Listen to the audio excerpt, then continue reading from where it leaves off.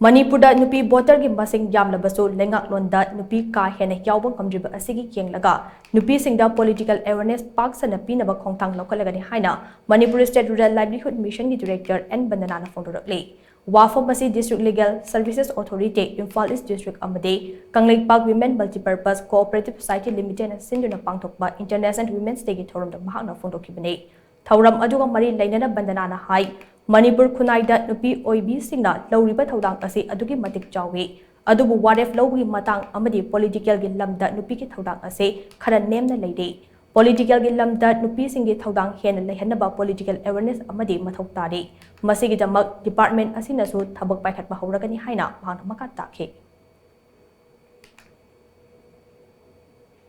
तब तबना सोसाइटी से चेंज सम तौरेना खले अदो अखोइसु अखोइ रिच हाइबा तारे को रिच से अखोइ खरा वाटली मणिपुर स्टेट रूरल मिशन गे मखा दसो अदोना फसना रिच से तौरगदी मफम खुदिंग मक्ता not only in the valley दना तना हिल दसु नुपी सिंग से याम फसना एम्पावर ओरगदी पॉलिटिकली